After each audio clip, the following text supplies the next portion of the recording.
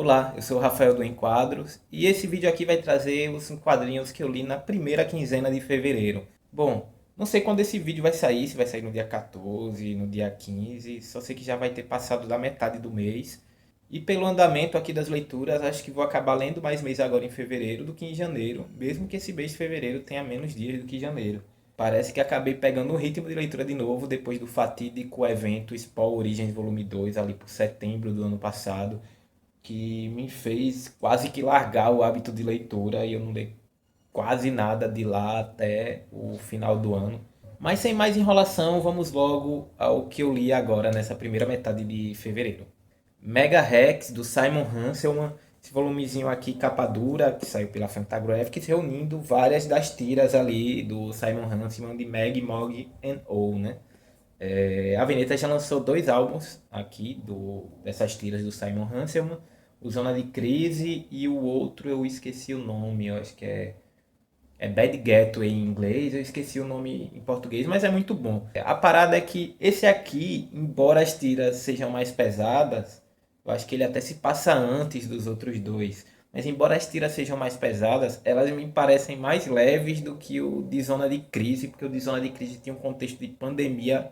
E embora o humor aqui seja meio sombrio, né, sobre junkies vivendo ali juntos, sobrevivendo e fazendo altas merdas, num contexto de pandemia, embora os atos aqui dos personagens sejam parecidos, é tudo muito mais mortal e perigoso o tempo todo, ainda mais nos Estados Unidos, sabe?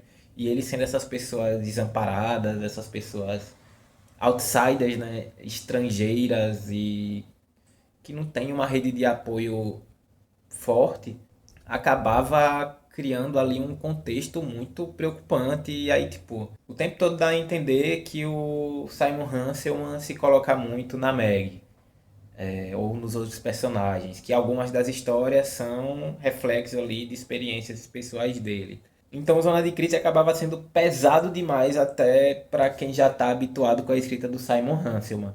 Aqui é sempre aquilo de drogas, experiências sexuais bizarras, personagens esquisitíssimos, tudo errado, muita coisa criminosa rolando.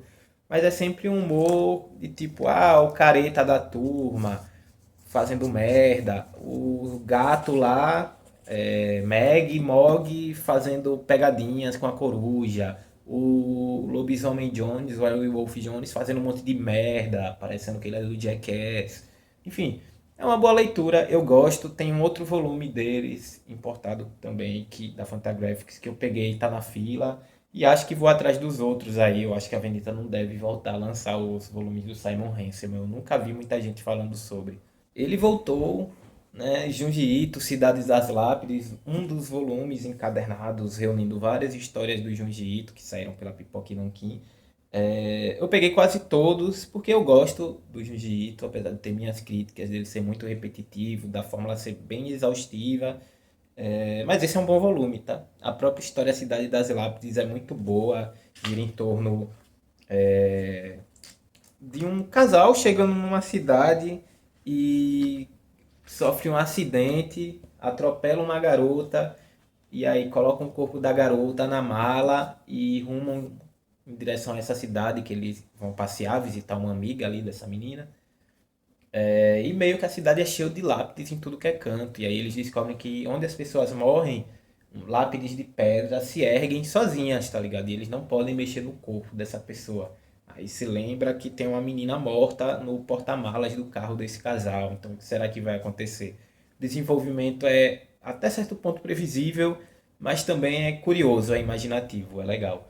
Entre diversas outras histórias, a mulher que mora na casa vizinha e é muito esquisita, ninguém nunca vê ela, e só esse menino que acabou de se mudar para a casa vizinha vê a partir da janela dele, ela tá tentando invadir a casa dele.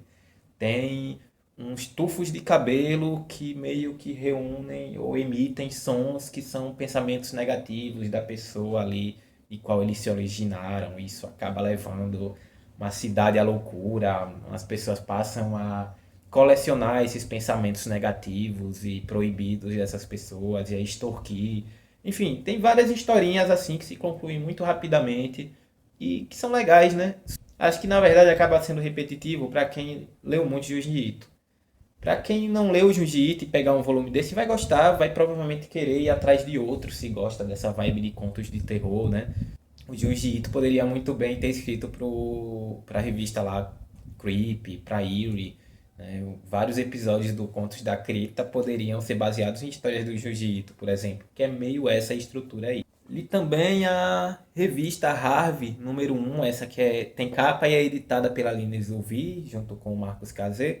É uma antologia de quadrinhos nacionais com tema histórias pessoais, sejam elas literalmente pessoais, onde o quadrinista vai lá e conta titim por titim um evento que aconteceu com ele e tal, ou histórias pessoais que meio que são viajadas, até surreais, mas que tratam de algum momento, de alguma sensação que os artistas aqui tiveram. E essa revista traz um time gigante, porque além da Aline Zuvi, do Marcos Cazé, que eu já falei, tem a Amanda Miranda, tem o Andreota, Bruno Guma, a Cecília Marins, Elodângelo, a Lume, tem a Luli Pena, a Lalo, o João Godoy, Edson Bortoletti, Vitorello, Rogi Silva, muita gente participando, é uma revista grandinha até, né? O papel é muito bom, a impressão é muito boa, a edição é muito boa. E a variedade de estilos de contar histórias aqui é impressionante. O quadrinho nacional é muito rico, né? Esse aqui eu acabei de receber no Catarse e já fui passando para frente, que é o Vila Velha, a Cidade da Bolha, de Caco com o Flávio Colim e com uma participação ali do grande Luiz G, né? Aqui temos duas lendas do quadrinho nacional, Flávio Colim e o Luiz G, e o Caco, que roteirizou muita coisa também para o quadrinho nacional, mas acabou meio que saindo de cena naquela entre-safra dos anos 90 para os anos 2000. O Flávio Colim e o Luiz G construíram a carreira deles, tanto nos quadrinhos como fora, né? No audiovisual, na publicidade, já há décadas antes do Caco. Então, os nomes dele já apareceram bem mais pra gente, né? Esse é um lançamento da M-Mart, que já tinha lançado Os Estranhos Hóspedes do Hotel Nicanor, já lançou coisa do Luiz G, já lançou coisa de muita gente nacional, né? Do Diego Gerlach, tem clássicos nacionais também. Aqui eles resgatam essa história que parecia perdida, porque ela traz um excerto de uma história do Luiz G, a God is a Lily of the Valley, que meio que dentro do quadrinho aqui do Caco com Flávio Colim se torna uma bíblia, uma profecia, uma coisa que todos na Vila Velha, que é essa cidade de Babolha, tem que seguir. Essa Vila Velha, inclusive, é uma cidade que ficou isolada numa bolha durante uma guerra, né? E os habitantes dela, com o passar do tempo, vão se desmemoriando e também perdendo os seus poderes ou suas habilidades reprodutivas. Então, a linguagem vai sendo dificultada, enquanto os mais novos, até por um distanciamento dessa profecia e do que esses mais antigos viveram, acabam se afastando cada vez mais, né, desses dogmas aí que eram impostos por essa suposta profecia e meio que voltam e optam por sair da Vila Velha, da bolha, para descobrir o que tem fora dela, né? E eventualmente eles acabam conseguindo sair e vindo para o nosso mundo de verdade, a cidade, não sei o que. É um quadrinho impressionante, as falas e a linguagem, essa dinâmica dos personagens mais velhos estarem desaprendendo a falar ou ficando com uma linguagem mais rudimentar, porque tem esses problemas de memória associados a esse isolamento. O traço do Colin aqui, o Colin tá arrepiando, bicho. Cada vez mais rachurado, né? Você vê que, embora ele tenha muito desses trabalhos com regionalismo, focado em lendas e brasilidades, isso aqui é uma parada de ficção científica distópica, maluca, com muitas críticas ao autoritarismo e a esses dogmas que acabam nos prendendo, mas também, em certa medida, em certas ocasiões, protegendo certos indivíduos ou tradições, né? É um quadrinho muito bom, vale a pena correr atrás, e eu só lamento que eu não encontro mais os Estranhos Hóspedes do Hotel Nicanor em lugar nenhum. Esse foi o pior quadrinho que eu li no ano de 2026 até agora. Eu Sou o Seu Silêncio, do Jordi Lafebre, saiu aqui pelo Pipoque Nanquim. É um lançamento recente lá fora também e parece que é uma série, né? Já saiu outro álbum aqui com essa personagem do Jordi Lafebre. E Assim, o Jordi Lafebre é um desenhista talentosíssimo, é um ótimo quadrinista, gosto muito do traço dele. É um traço, inclusive, muito amigável para quem nunca leu o quadrinho, né? A pessoa vai pegar isso aqui, vai achar fácil de ler, fácil de seguir. É uma trama policial, um thriller ali, de investigação, meio parecido com Succession, mas ao mesmo tempo muito piegas. Claramente o Jordi Lafebre embarcou numa de vou escrever uma personagem feminina forte. E aí ele usa de todos os clichês para tornar essa personagem aqui sem personalidade nenhuma, embora ele dê problemas psicológicos para ela, uma morte precoce da mãe, da avó, vários subtextos e questões pessoais que poderiam enriquecer a personagem, mas acaba que ela é só uma condutora ali da história, né? Ela tá sempre no lugar errado na hora errada, ela procura a confusão e nada nunca acontece para ela, não tem consequência para nada. E a família ali, que ela se vê envolvida numa disputa de herança e tal, é muito piegas, é muito caricata. E ele meio que ainda coloca uma camada de que aquela família ali é o panteão grego dos deuses, cada um representa um deus e tal, e tenta desvendar a história do que está acontecendo ali a partir disso, e meio que isso é jogado para baixo do tapete na primeira oportunidade que aparece e nunca mais é falado sobre isso. E se acaba não tendo relevância nenhuma na trama. É incrível o quanto esse quadrinho tem de ideias jogadas fora e às vezes ideias ruins também jogadas fora ou aproveitadas. O ritmo também é meio confuso e os personagens indo e voltando, aparecendo e desaparecendo o tempo todo também torna tudo mais confuso. Os personagens são muito sem sal, poucos são desenvolvidos além dela mesma. Tipo, você chega no final do quadrinho, o único personagem que parece ter mudado alguma coisa foi ela. E meio que é uma mudança, tipo, ela se tornou mais experiente, porque a personalidade continua a mesma, parece que a vida dela vai seguir a mesma. Enfim, achei ruim, bem ruim, ruim mesmo, sabe? Não é ruim de tipo mal feito, mal desenhado, um negócio amador. Não, é uma parada bem profissional, bem desenhado, bonito, bem colorizado, mas uma história e uma quadrinização muito fraca, muito chata.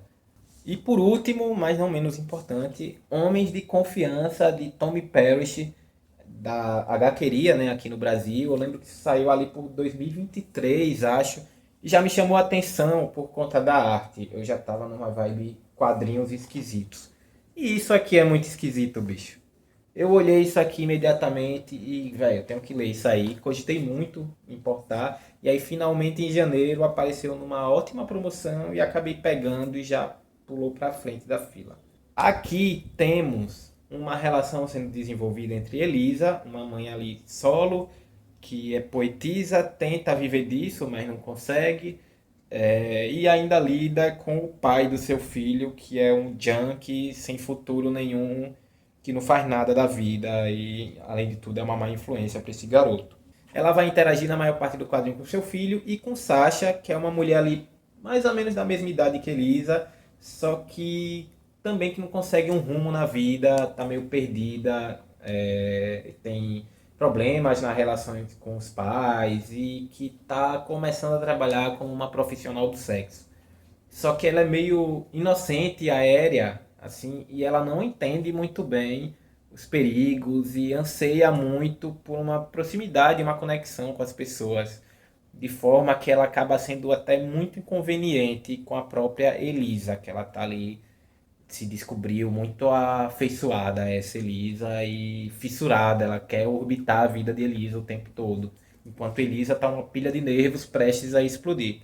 E nessa dinâmica, a Sasha vai destruindo e acabando com a cabeça, com o mental da Elisa aos poucos ali, de maneira às vezes imperceptível, que pode até parecer com coisas que a gente faz no dia a dia com pessoas que nos rodeiam, sabe? Essa falta de sensibilidade que os tempos modernos de rede social e de informação dinâmica acabam nos proporcionando, né? A atmosfera aqui lembra um pouco os quadrinhos do Nick Drinazo, de ser tudo esquisito e de ter um humor meio constrangedor, de constrangimento, como The Office também. Só que em vez de ser aquele humor que vai te levar a gargalhar, você na verdade fica com aquela cara meio, meu Deus, o que é que eu tô lendo? Enfim, não é um quadrinho para todo mundo, inclusive porque eu acho que muita gente não vai aprovar esse estilo de arte aqui. Eu achei muito interessante, muito bonito. As expressões faciais, embora muitas vezes simples, revelam muita coisa e, sei lá, é muito diferente. Acabei me interessando por ser diferente e acabei curtindo porque ele realmente é diferente e causa sensações que não é qualquer quadrinho que vai causar isso aqui. O Eu Sou o Seu Silêncio que eu falei agora há pouco só me causou tédio, por exemplo. Esse aqui me causou asco, me causou constrangimento, me causou incômodo, me causou muitas coisas. Um dos grandes quadrinhos lançados ano passado aí no Brasil. Bom, essas foram as minhas leituras da primeira metade de fevereiro e lá pro final do mês ou início de março eu volto com o resto das minhas leituras. Mas e aí? Você já leu algum desses quadrinhos, o do Jiu-Jitsu? Esse Homens de Confiança, essa arte aí te pega? Vai correr atrás? Eu recomendo, hein? Só não recomendo dessa pilha o Eu Sou o Seu Silêncio, que assim, realmente não é para todo mundo. Mas recomendaria principalmente o Homens de Confiança, de Tommy Parrish, e a revista Harvey número 1, né? Bora conhecer mais quadrinho nacional. Esse aqui é um bom caminho, você vai conhecer muita gente boa. Fechou? Então deixa o like aí, se inscreve se não for inscrito, comenta também e até a próxima.